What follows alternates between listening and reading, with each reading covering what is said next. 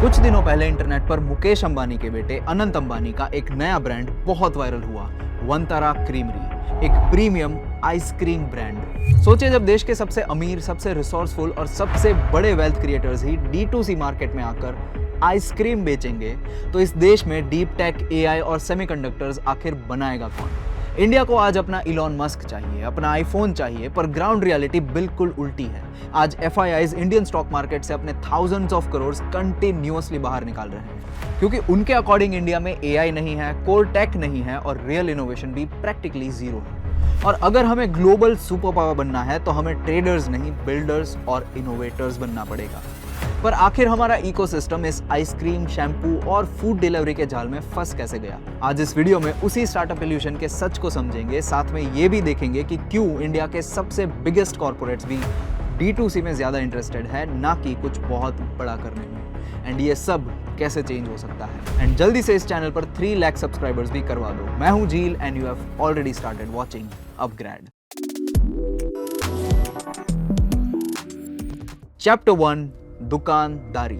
India को आज the next startup capital कहा जाता है, और अगर आप फिगर्स देखेंगे तो ये बात सच भी लगती है। आज पेपर पर इंडिया में 2 लाख से ज्यादा ऑफिशियली रिकॉग्नाइज्ड स्टार्टअप्स हैं। ये नंबर सुनकर तो प्राउड फील होता है। ऐसा लगता है कि हम सिलिकॉन वैली को, जो आज वर्ल्ड का स्टार्टअप कैपिटल है, डायरेक्टली उससे ही कंपटीशन दे रहे हैं, क्योंकि वहां पे भी इतने स्टार्टअप्स नहीं है। पर इस 2 लाख के नंबर की एक डार्क रियलिटी है। अगर मैं आपसे पूछूं कि इनमें से कितने स्टार्टअप्स एक्चुअली फ्यूचर टेक जैसे deep tech, AI research, semiconductors, biotech या एडवांस्ड मटेरियल्स पर काम कर रहे हैं, तो सच्चाई सुनकर आप शॉक हो जाओगे। सिर्फ 1000, यस, लेस देन 1%। तो फिर बाकी के 99% स्टार्टअप्स आखिर कर क्या रहे हैं? वो बना रहा है shampoo, protein bars, flavoured popcorns और फूड डिलीवरी एप्स। आप पिछले कुछ साल के शार्क टैंक इंडिया के एपिसोड्स देख लीजिए। 90% पिचेस सिर्फ D2C ब्रांड्स की हुई थी, फैशन, फूड और कॉस्मेटिक्स।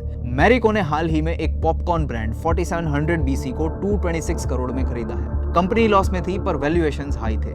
एक plant based protein company कॉस्मिक्स 375 crore में सेल हुई। एक हेयर केयर ब्रांड को सिर्फ इसीलिए $15 मिलियन मिल गए क्योंकि उन्हें इंडियन हेयर्स का फ्रिज ठीक करना है। और ये प्रॉब्लम सिर्फ शार्क टैंक की नहीं है, ये हमारे पूरे एजुकेशन और स्टार्टअप कल्चर में घुस चुकी है। एक तरफ IIT मद्रास जैसी इंस्टीट्यूशंस है जो एक्चुअल टेक बनाने की कोशिश कर रही है, और दूसरी तरफ देश में ऐसे मैनेजमेंट बूट कैंप्स चल रहे हैं जहां एंटरप्रेन्योरशिप के नाम पे स्टूडेंट्स को ड्रॉप शिपिंग चैलेंज दिया जाता है। उनका टारगेट होता है 3-4 महीनों में 1 करोड़ का रेवेन्यू बनाकर दिखाने का। कैसे? बाहर से चीप प्रोडक्ट्स लेकर इंडिया में लाकर महंगे में बेचकर। सोचिए 2026 में हमारा फोकस कहां है? हमने टेक अडॉप्शन को गलती से टेक इनोवेशन समझ लिया है। हम प्लेटफॉर्म्स बना रहे हैं, एप्स बना रहे हैं और इंडिया के स्केल पर उन्हें बहुत अच्छे से बेच भी रहे हैं, पर जब बात आती है एक्चुअल कोर टेक्नोलॉजी इन्वेंट करने की, तो हम कहीं नहीं दिखते। अगर आपको लगता है कि मैं ओवर एक्सेजरेट कर रहा हूं, तो इस डेटा को ध्यान से सुनिए। इंडिया में आज 117 यूनिकॉर्न्स है, यानी वो कंपनीज जिसकी वैल्यूएशन $1 बिलियन से ज्यादा है। लेकिन आपको क्या लगता है, इन 117 मल्टी बिलियन डॉलर कंपनीज के पास मिलकर टोटल कितने टेक पैटेंट्स होंगे? सिर्फ 229। रियलिटी तो इससे भी डरावनी है। इन 117 में से 101 यूनिकॉर्न्स के पास 0 पेटेंट्स है, एक भी नहीं। और जो 229 पेटेंट्स है, उनमें से भी 63% सिर्फ 2 EV कंपनीज के पास है। हम बिजनेसेस तो बढ़िया बना रहे हैं, पर उसके पीछे की टेक्नोलॉजी हमारी नहीं है। मतलब हमारे देश के सबसे बड़े डिलीवरी जायंट्स जो दिन रात टेक कंपनी होने का क्लेम करते हैं, उनके पास प्रैक्टिकली 0 पेटेंट्स है, जबकि उनके अमेरिकन कंपेटिटर डोरडैश के पास 329 पेटेंट्स है। रियलिटी बहुत हार्ड हिटिंग है। पेटेंट्स के ऊपर तो मैं आगे और भी बात करूंगा। हम ग्लोबल इनोवेशन के इस रेस में ना पीछे नहीं है, हम इस रेस का पार्ट ही नहीं है। Chapter 2, the ice cream problem. अब वापस आता है वनतारा क्रीमरी पर। जब रिसेंटली इस प्रीमियम आइसक्रीम ब्रांड की न्यूज आई तो इंटरनेट ने बहुत मजाक उड़ाया। बहुत लोगों ने सोचा कि अंबानी फैमिली के पास दुनिया भर के पैसे और रिसोर्सेस है, उन्होंने आइसक्रीम क्यों बनाई?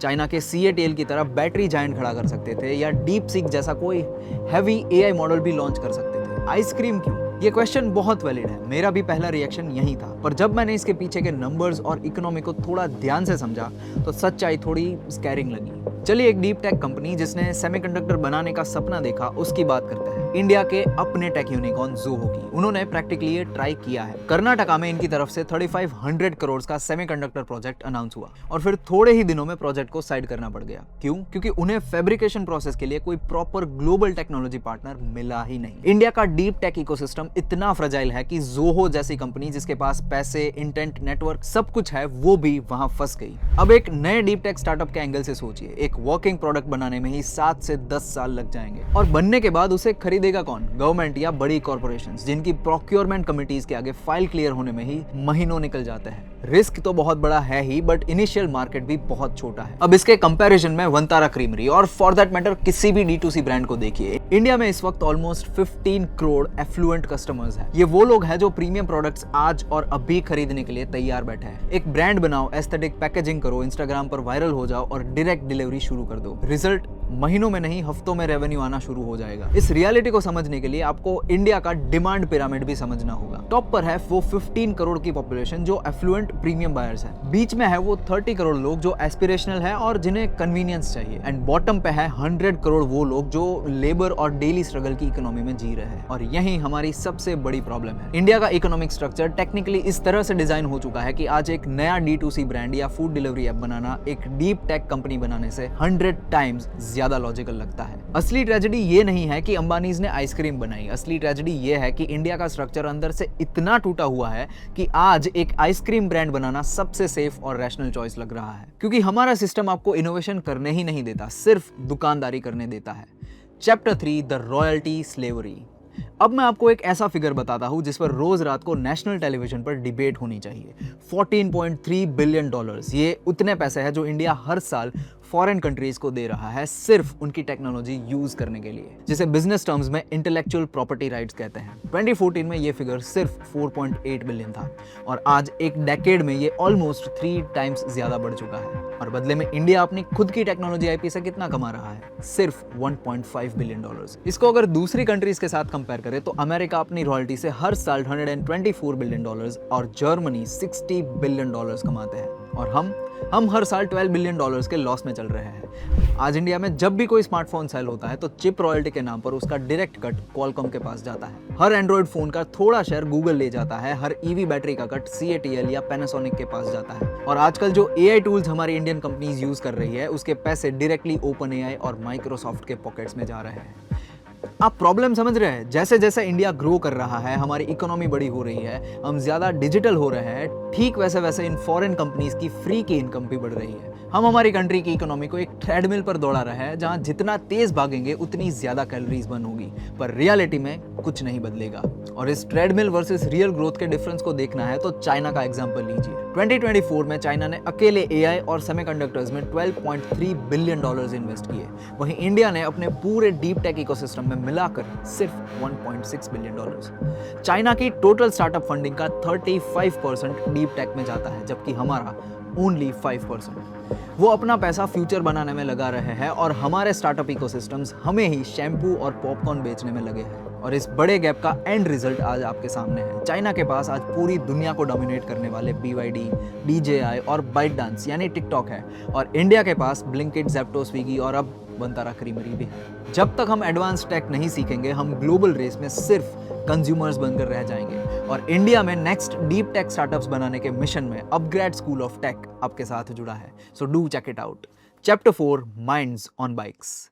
रॉयल्टी का पैसा तो चलो फिर भी वापस लाया जा सकता है, असली ट्रेजेडी ये है कि इंडिया से हर साल 15 लाख इंजीनियरिंग ग्रेजुएट्स निकलते हैं। एंड अनस्टॉप टैलेंट के एक रिपोर्ट के अकॉर्डिंग 83% स्टूडेंट्स के पास कॉलेज के बाद कोई जॉब ही नहीं होती। प्रैक्टिकल कोडिंग टेस्ट में भी सिर्फ 4.4% पासिंग रेशियो है। ये है हमारी IT सुपर पावर की असली ग्राउंड रियलिटी। तो अब ये लाखों यूथ आखिर जाते कहाँ? ये जाते हैं गिग इकोनॉमी में, इनमें डिलीवरी पार्टनर्स और राइडर पार्टनर्स बनकर। एक 20 इयर्स का इंजीनियरिंग स्टूडेंट देखता है कि 4 इयर्स की कॉलेज के बाद प्लेसमेंट्स में 25,000 रुपए मिलेंगे। उससे अच्छा आज बाइक उठाओ और आज से ही 20,000 रुपीज पर मंथ कमाना स्टार्ट कर दो। ये मैथ है तो क्लियर, पर यह सबसे बड़ी ट्रेजेडी है। हम देश के सबसे बड़े डेमोग्राफिक डिविडेंड को 10 मिनट में धनिया डिलीवर करने पर लगा रहे हैं। एक पूरी जनरेशन के सपने डिलीवरी बैग्स में पैक हो चुके हैं, और जब आपके देश में इंजीनियर्स डिलीवरी कर रहे होंगे तो रियल इनोवेशन आएगी कहां से? वीडियो में मैंने आगे कहा था कि मैं पेटेंट्स के ऊपर और बात करूंगा। आज हमने as a country record 1.4 lakh patents file किए हैं, पर इनका सच है कि इनमें से आधे से ज्यादा पेटेंट्स सिर्फ यूनिवर्सिटीज फाइल करती है। ये वो रिसर्च पेपर्स है जो जॉब से निकलकर कभी रियल प्रोडक्ट्स बन ही नहीं पाते, सिर्फ शो पीस बनकर ड्रॉअर में पड़े रहते हैं। और इंडियन कॉर्पोरेट्स का इसमें कंट्रीब्यूशन सिर्फ 11% का है। ग्राउंड रियलिटी यही है कि एक तरफ पेपर पर दिखाने के लिए हमारे 1.4 लाख पेटेंट्स अलमीरा में बंद पड़े हैं और दूसरी तरफ हमारे लाखों इंजीनियर्स सड़कों पर बाइक चला रहे हैं। इनोवेशन डिलीवरी ऐप से नहीं, माइंड से आती है, और जब तक हम उन माइंड्स को सही डायरेक्शन नहीं देंगे, हम फ्यूचर की इस ग्लोबल टेक रेस में शायद सिर्फ एक सस्ती लेबर मार्केट बनकर ही रह जाएंगे। जबकि असली प्रॉब्लम हमारा पूरा इकोनॉमिक स्ट्रक्चर है, हमारा डिमांड पिरामिड, हमारा छोटा VC culture, outdated education system और लूज आईपी लॉज। ये सब मिलकर हर नॉलेजेबल और रैशनल फाउंडर को पुश करते हैं कि वो डीप टेक से दूर रहे और इजी कंजप्शन बिजनेस की तरफ जाए। इस पूरी स्टोरी में विलन कोई नहीं है, ना अनंत अंबानी, ना ज़ेप्टो के फाउंडर्स और ना ही शार्क टैंक के इन्वेस्टर्स। असली विलन है हमारा इंसेंटिव स्ट्रक्चर, और किसी भी कंट्री का ये स्ट्रक्चर ठीक होता है सही पॉलिसीज से, बोल्ड चॉइसेस से और सबसे पहले अवेयरनेस से। हम सबको और हमारे लीडर्स को कलेक्टिवली इसको ठीक करना होगा। What do you think? बताइए कमेंट्स में। मैं हूं झील, और अगर आपको ये वीडियो पसंद आया है तो लाइक कीजिए इस वीडियो को, और ऐसे और डीप डाइव्स के लिए subscribe to Upgrade. Till then, stay curious.